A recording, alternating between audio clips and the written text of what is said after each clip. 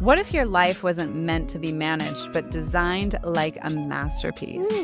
In a world that worships productivity, we've forgotten the sacred art of living. We've traded the wildness for efficiency, beauty for convenience, aliveness for autopilot.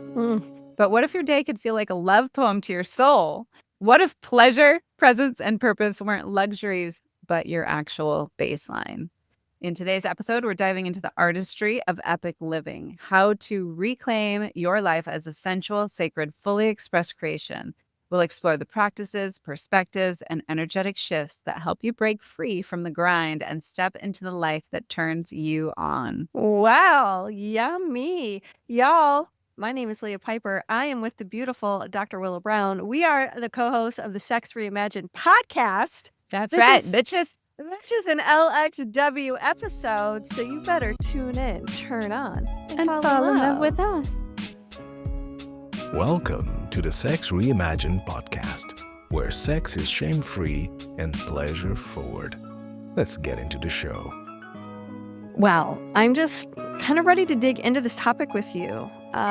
There's been a lot on my mind. I think part of this is coming from being in the day-to-day, a little bored, a little sick of the routine. I am wanderlust. I don't know. Sometimes I think, oh, it's because I've been in a long-term relationship for so long. Or it's because we're at a standstill because Matt's got these surgeries he has to do. And so life has just gotten smaller. And now I'm getting older. So everything's been affected by perimenopause and going like, I'm entering middle age. That means half my life has been lived. And now I've got this other half and I better make it count. Right. And so when I look at like the news and what's happening in social media and in our lives, I'm like, technology is it's so front and center. I'm so sick to death of the technology conversation. I'm so sick of algorithms. And I feel hungry for like the poetry of life. I feel like I'm a little nervous about the future. I'm a little nervous about future generations. It's like everything is so technology based that I feel like we're getting isolated and our worlds are getting smaller and we're forgetting about like, oh wait, no, I want to live the poetry of life. I don't want to live the technology of life. But Willow, it's not either or, is it? No. I don't need it to be either or. I want it to be an and, but I'm afraid we're going to lose the art of life and the love of life and the connection between others with all this technology mayhem. Oh my gosh, I can relate. I had to do a digital detox yesterday and missed some appointments because of it. Just like couldn't catch it all. And I think it's really important to maintain a balance for yourself. I mean, the world is going to go where the world's going to go. And AI is definitely taking us in a whole new direction, especially in regards to sexuality. And I think we have to kind of like keep dropping back into our own nervous systems and finding that place inside of ourselves where we can, be coming back to the computer or back to the phone or back to technology with energy. If we're coming to it drained, we're just going to get more drained. So it's really important, I think, to do digital detox days or hours at a time if possible. Yes. And look at what all of this technology has been aiming to do for the last, decade or more it's to make life easier. It's to save us time. It's all about saving us time and being more efficient. Efficiency, time saving, efficiency, time saving, do more, get more done, be more successful. Like how many things you knock off on your list today. So it's kind of a paradox because on the one hand, it's exhausting. On the other hand, its job is to give you more freedom. Right. And this is where I was listening to Esther Perel today. And one of the things that she said that really struck me was like, we've never been more free. Uh-huh. And in the freedom, we've never been so alone. Right. And there's so many decisions to make in the freedom. Yeah. Where before, when you have less freedom, some decisions are being made for you. Right. It's like and you're those either are going to easier. go. Yeah. In some cases. You're either going to go left or right. And now it's like you could go up, down, left, right, front, back, side to side.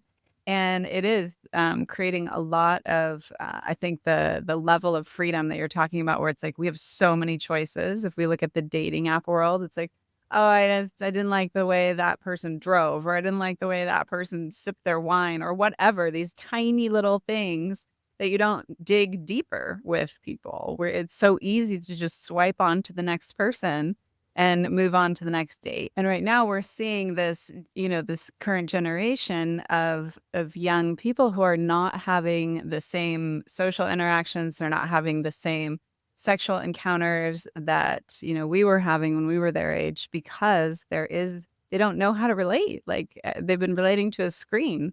I think it might be different than that. I think it's that they're indifferent. Maybe that's because they don't know how to relate. But I really wonder if that's true. Is it really that's because they don't know how to relate? Or is it just that they were just raised differently? I mean, you and I weren't raised with computers or even Right. high-speed internet. Remember dial-up? Right. Remember Yeah. call waiting? I remember flip phones. Yeah. Yes. And wired telephones. Like we had these giant long Yeah. lines of telephone wire so With that the you could take curly the wire. phone Yeah. into the dining room or into the Totally. Totally. Yeah. It's just a different way of being raised in a different world. And Yeah. I do think that freedom that we have now of like so many options and so many choices and so many different directions that we could choose to go kind of freezes a lot of people up. I've definitely been there where I'm like, fuck, I just can't decide. You get to this point of decision fatigue where you're just exhausted from trying to decide which way to put your energy. Well, And yeah. I was talking with who was that? I was at a party the other night and I was talking to someone about our summit that we just did recently. And I was like, oh my God, the information was amazing. Like, there was all these different speakers speaking about how to have harder cock, in the morning, and how to, female sexual psychology and also the astrology of sexuality. And just like, and she was like, wow, that all sounds so fascinating. And a little bit of an older woman, she's like, and there's so much information out there right now. I could just see the overwhelm in her eyes just hearing Wow. about it, much less like signing on, logging on, and actually watching it, Yeah. Something even just like beyond sex, but like connections with community and friends. Like before Uber, you asked your friends to take you to the airport. Yeah. It's like taxis were kind of expensive and a luxury. So it was like you relied on your neighbors. You relied on a good friend or a family member to say, hey, I need a ride to the airport. Right. Now everyone's like, I can't be bothered to take you to the airport. Just get a fucking Uber. And I'm like, there's a part of it that's like, that's so fucked up. So even if you are like, oh God, I don't want to do this friend a favor, you end up getting in the car, you pick up your friend, you ride him to the airport, you end up having a really cool conversation. And you leave the airport feeling uplifted and loving your friend more. Like totally. You're not disappointed you spent that 45 minutes or maybe 2 hours or however long it takes to drop somebody you care about off at the airport. You feel nourished by that fucking car ride. Right. And I think these are the things we actually have to like take a pause and go, we in this rush to save time and to not be inconvenienced, we are robbing ourselves of connection. We're robbing ourselves of community, and our lives are getting kind of smaller and lonelier, even if we live with people. Right. And I'm a little discouraged by that. It's like I wanted to talk about this because I'm like, you guys, let's wake up. Let's recenter. Let's not lose touch with what gives our lives meaning, connection, and purpose. And we're about to head into a crazy future where a lot of that stuff is going to be done without our input. Yeah. We've got so many industries that are going to be operated by AI. Yeah. Because AI is going to do it better. I mean, look at copywriting right now. Right. Exactly. Writing books. I mean, people are going to have an idea and then they just spout it into AI and then AI is going to write it 1,000 times better than they ever could. Totally. Hopefully we'll still buy those books and read them. I don't know. Yeah. Photography is about to go out the window. Hopefully not artistic photography. Right. But I mean, all the video stuff, the way they do movies, everything's going to change. And I'm a big believer in change. I'm not one of those people that hates change. I really embrace change. Yeah. Um, we need to slow ourselves down through the change, because the change is not going to go slow, right? It already is not going slow. It's going very fast. And so we have to take responsibility for our own pacing through it all. Yeah. And listen. This is where these ancient tantric practices come in very handy, is like you and I are so adept at listening to our nervous systems and listening to our bodies and listening to the moment. And so many of our listeners are great at listening too, and so I think that's the thing that you have to do. Like yesterday, I was like, I just cannot open my computer. Like, it's just not going to happen. I'm just going to take the whole day off. I'm not going to open it at all.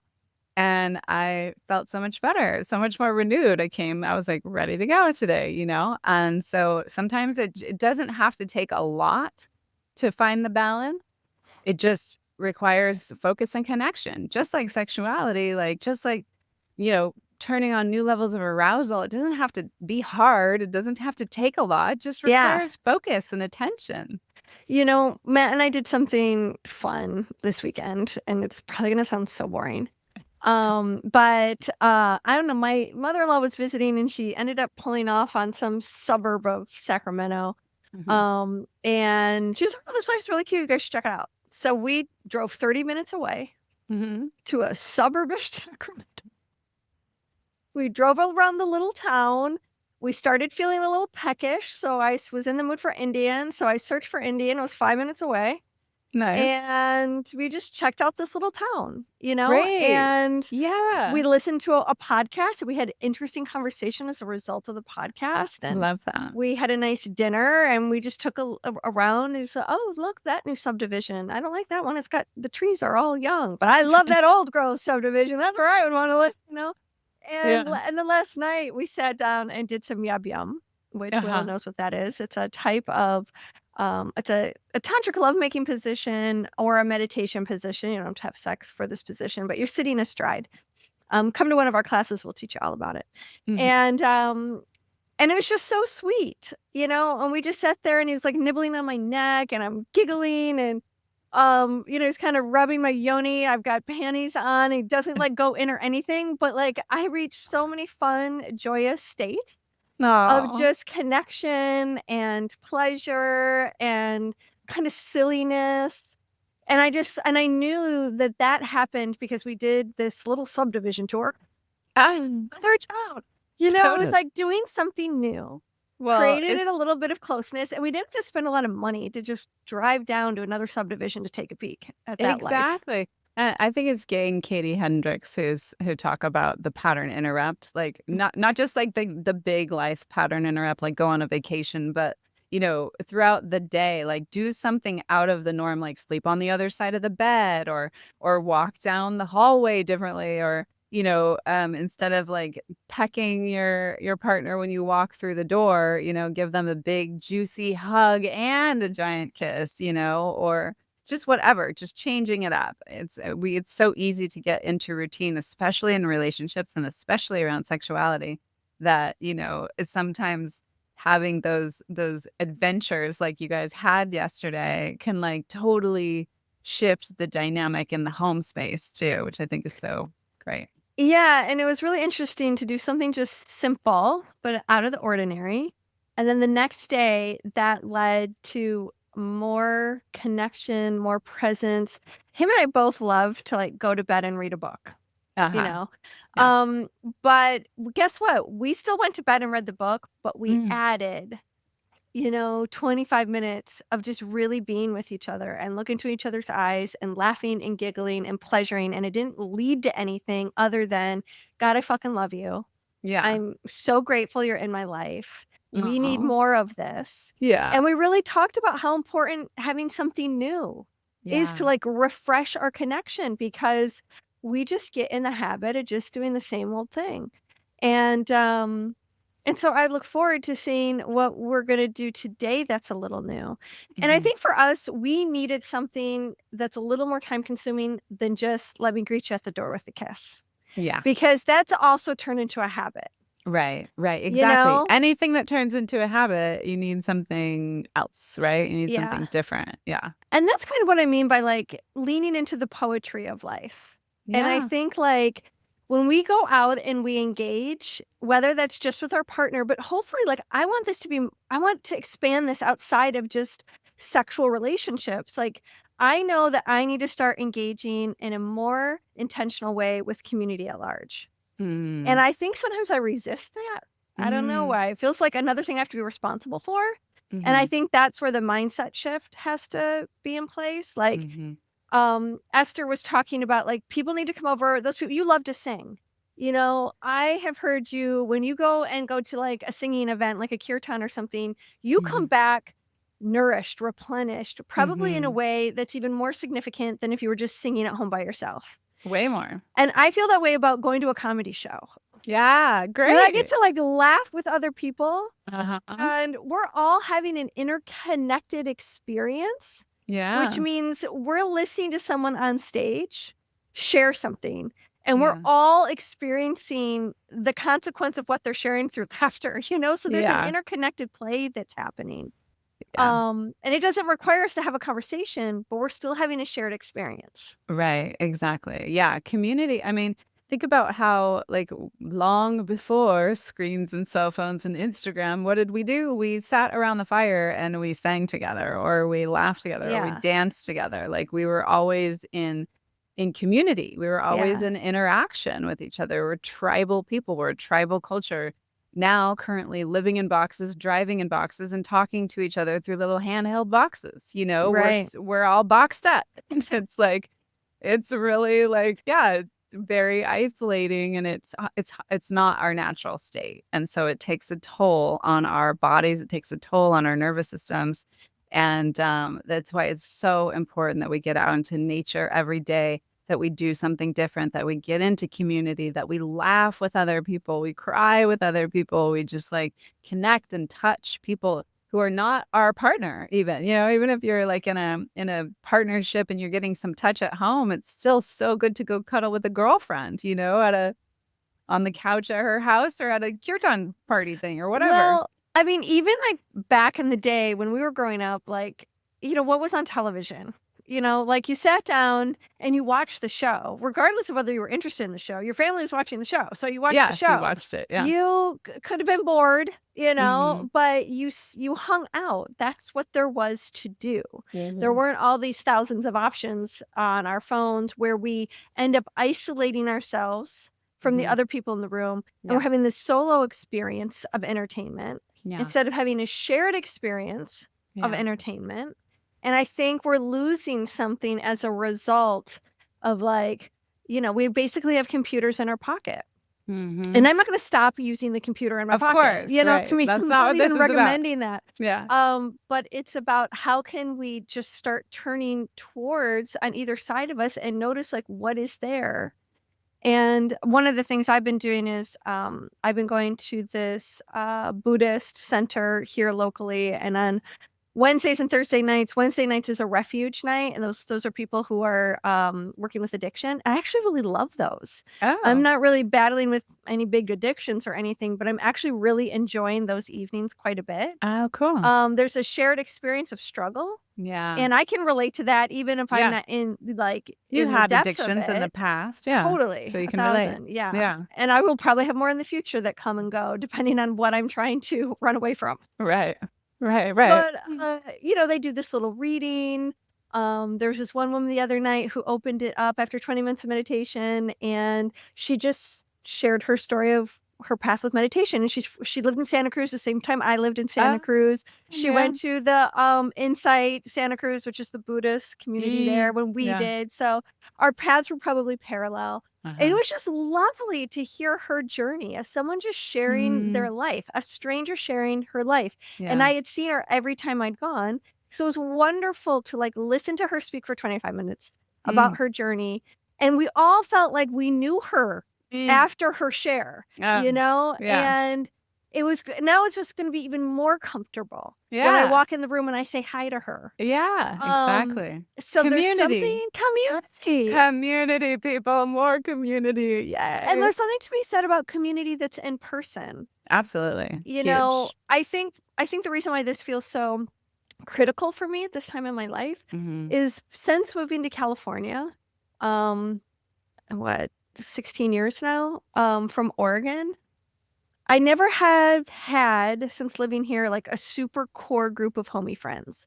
Every other iteration, wherever I've lived in the past, I always You've had my had that. girls. Yeah. Now everyone is dispersed. Right. So I'm in connection, but not like in person. Right. You know, you and I visit with each other almost every day, Right. but we're not in the same town. We're not Yeah. running the errands to Home Goods. I wish we were, because yesterday I had to go shopping and I was like, fuck, I wish Leah was here. And I had like 3 girlfriends. I was like, I wish this girlfriend, that girlfriend, and this Well, I girlfriend was would on go shopping with FaceTime. me. I know you did We help did me. work on outfits. Actually, I got some really cute outfits I gotta show you for great. this video shoot. But anyway, it's just, I know it's hard being in a new place without your girlfriends. I think you should move to Santa Barbara. Yeah, I know. I've been thinking about like, what would it be like to downsize and spend less money. Yes. Do more other things, more experiential things. Yeah, Instead more of having experiential. things, Right. having experiences. That's Yeah. another thing I'm on my mind. I like So it. I I'm like really it. curious from our audience, like, What are some what of do the you things guys that do you for like to do? community? Yeah. Tell us Ha- in the comments. And like, what are you worried about as AI takes over our life? And how do you manage decision fatigue? Because Right. decision fatigue is a real thing. Yeah. And how can we slow down and invite more connection? Because someone's going to have to lead this. And if you're listening, I'm inviting you to lead it. I'm inviting myself to lead it, because waiting around for someone else to tell us how to do this, we're going to be in a worse off place if we're waiting someone else to solve this problem of, loneliness versus connection. Well, let's talk too a little bit about, how do you think that this, very fast-paced digital world is depleting people's relationship to their own sexuality and their curiosity about exploring it with others? I think the big thing is we're getting numbed out. So we're losing touch with being sort of in our emotional body. Yeah. Which is where that's why connection feels so good, is because it actually brings you into your emotional body. Yeah. It gives you a It's so feeling of good. well-being. It's like medicine. And sometimes sometimes we shun emotions as if like they're the bad thing. So the alternative is like, what? So we're just like gonna numb out and not feel anything at all. Right. I That think sounds like emotion is what brings the variety and the juice to life. that doesn't. And Yeah. let's not run away from that. Let's actually be really, really present to that. And let's seek out feeling great with other people. Yes. Hallelujah. Hallelujah. I'm working out with a girlfriend and with a personal trainer, and I'm like so glad we're doing that together. Oh, that's fun. Yeah. Yeah. And I can feel myself getting stronger. And not that I feel like someone's pushing me, but she's inspiring me to like increase my weight and increase my reps. Yeah. And so like every Yeah. week I'm staying at the gym longer when I'm working out on my own. Nice. And like, Nice. so Yeah. I feel this sense of vibrancy and like resilience. And, you and I just kind of have gone through sort of a stressful period with business launches and stuff like that. And I feel like I'm like, oh, I need an attitude change around all of this. Yeah. I'm sick of feeling like these things are a burden. Right. Versus something to be completely Excited about. Like, Yeah. I can't wait to be live with people. Like, I can't wait for this trip to Greece. And the people who are coming are like the absolute right people for this experience. And we're going to go so deep with them. And I'm going to feel a part of myself that maybe I haven't been in touch with. And I can't wait to touch that part of myself again. And I know I will. Yeah. Because the perfect people are registered. Yeah. And there's going to be even more people who register. And so if you feel the call, I'm talking to you, baby. Come to Greece. Yeah. I'm so excited. Yeah. In fact, I've been studying Greek mythology. We both have in different ways. You're listening to a book and I'm watching this really cool series on, I don't know where I found it, on Amazon or something. But anyway, it's really, speaking of getting back to poetry and getting back to like the song of life and the art of living, the art of life, like the Greeks, man, they were all about it. And the stories And they were all about sex too. They were all so about fun. sex. God, Yeah, they really yes. were. They really weren't holding back on that Yeah. shit. It was great. And so it's just so cool to like, see like how the ancient cultures and to bring some of that into our modern culture. Like we can bring, and that's what we do, is we bring these ancient sacred sexual techniques to modern day people.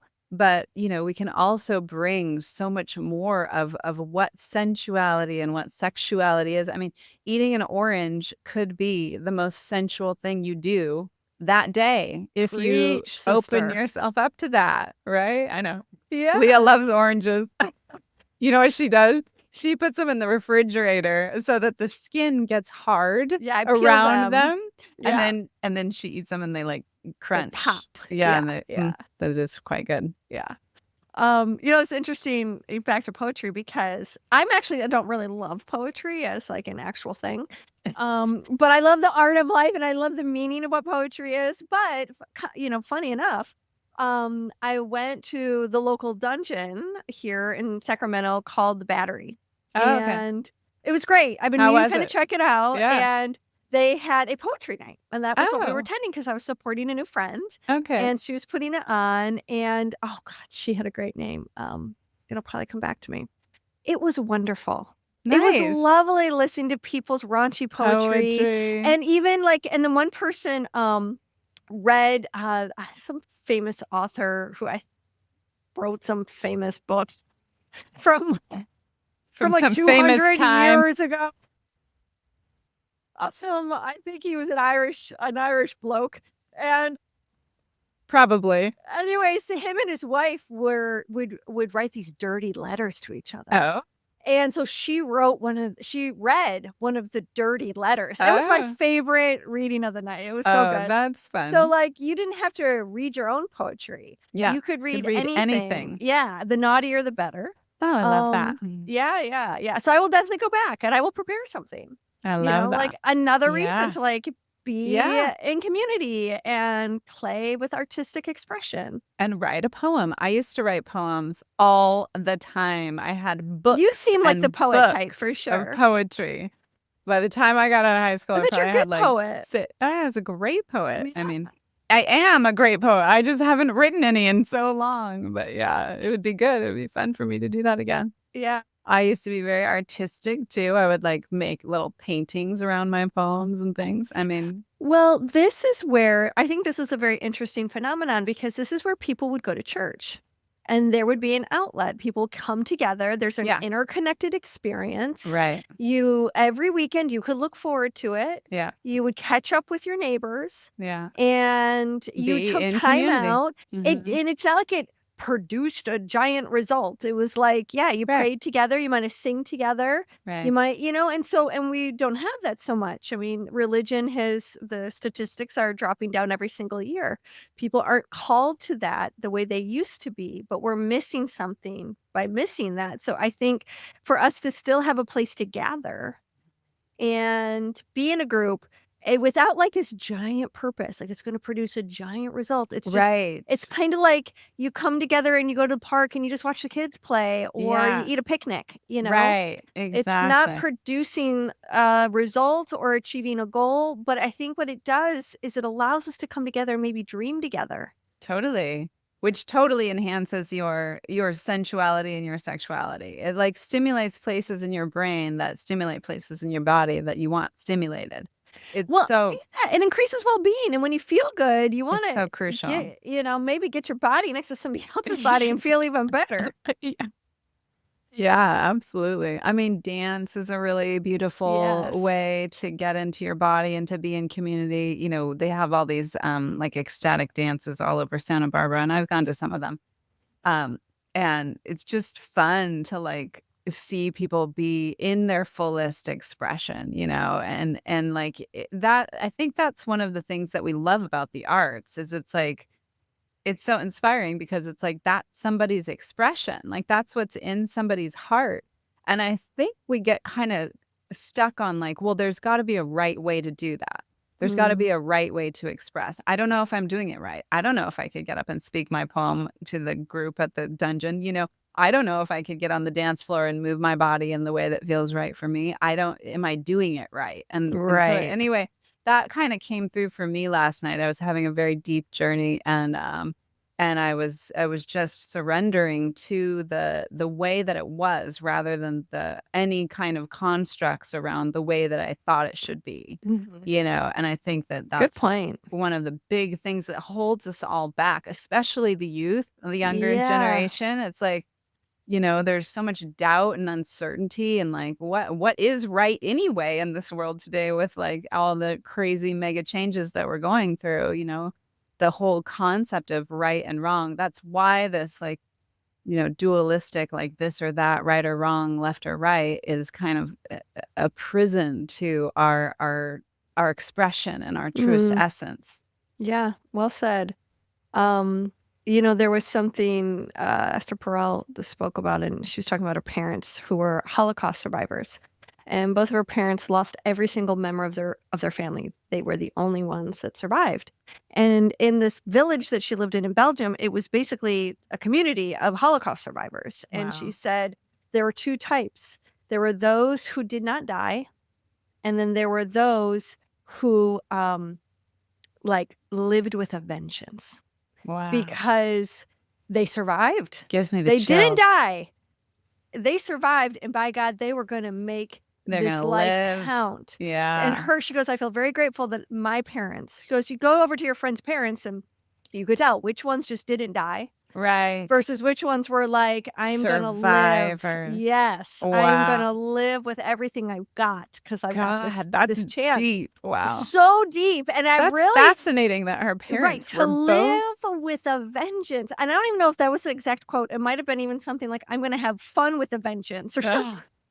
Probably live with a vengeance. Yeah, there was something about like using that language together that made me like, yes, I want that too. I want the next 40 years I have on this planet, hopefully, to be filled with life. Yes. Not just humdrum. Here we go. Right. Where I'm spending my days going, God, I wish I didn't have to do that. God, I wish I didn't have to do that. God, I wish I didn't have to go to this appointment. God, I wish I didn't have to have this phone call. God, I wish so I could just sit around instead. I get to be on this phone call. I get to have this appointment. I get to sit in my backyard and enjoy it all.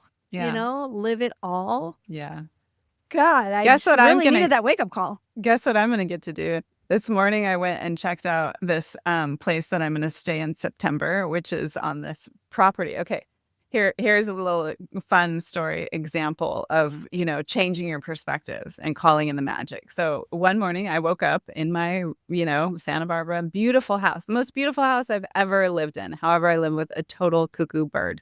And we meet a monster. I think cuckoo birds might even be nicer than this person. Yes, she's a monster. So we're both, moving out at the end of August. Hallelujah, thank God. And so I have to find a place to live for just the month of September, because then I'm going to Europe for like 6 weeks, right? So I don't want to just rent another place right away. So I was like, woke up with that kind of heavy feeling of what you're talking about. Humdrum, here we go. How am I going to find? What am I going to look for? I got so much on my plate, plus now finding a place and moving.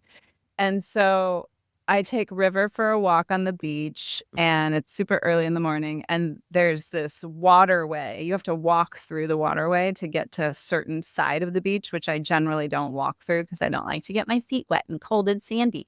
So, but this morning I was like, okay, no, I'm going to do it. Getting cold, wet, sandy feet. Here we go. Walked through, and I went down to the side of the beach that I love, and I walked down to the very end, and nobody's on the beach. And it's just perfect, glorious Santa Barbara morning. I get to the end, and as I'm walking this whole time, I'm like, okay, I need some magic today. And I know from all the Joe Dispenza work that I've done, like, if you want magic, you gotta be the magic, baby. So I was like, okay, here I go. I'm gonna do all my practices as I'm walking, and I'm pulling the magic up, and I know how to be the magic. I'm gonna be the magic. By the time I get to the end of this beach, where there is not a single soul on the beach, this woman comes out of the rocks, like literally appears out of the rocks, right? And so then we strike up a conversation, and I'm just going to ask her, hey, do you know anywhere to rent around here? Turns out No way. they're building like a tiny home on their property, which is right there on the cliffs on my favorite beach of all time. And so I'm probably going to move into their tiny home once it's built and done and ready. But they're still building it. But today I went over, I'm like, and she's like, you could stay in our motorhome. It's super nice in the month of September. So I went and looked at the motorhome today. I'm like, it is so cute. It's just adorable. It has a little fire pit outside, little 2 chairs. It's right on the beach. And like, we literally walk, like, don't even get in the car. Now we're just on the beach. So I went and saw that today. So like, it's just such a testament to we can create our own magic. Yes. Here's another inspirational story. I just got off a call with a couple. They've been together for 32 years. They came from our summit. Leah's going to talk to them later this week. 32 years. They've got kids, and they are in a whole new marriage, having the best sex of their life. They're in their 60s. Hallelujah. And they're just, he was so cute. He's like, yeah, I finally found my woman after like 30 years. It's just such a testament to like the perspective shift that is possible when we just do it. Right. God, Commit that is so to it. inspiring. Yeah. Well, so you might be asking yourself, what does this conversation have to do with reimagining sex? All kinds. All kinds. All kinds. Because sex weaves into everything. Mhm. And how we look at our neighbors, I think, can improve our sex life. How we look at the food that we eat, I think, can improve our sex life. How much exercise we get each week, it can improve our sex life. The kinds of conversations we have with our neighbors can improve our sex life because it improves our mindset. It improves how we look at ourselves and the world and how we want to be connected to it.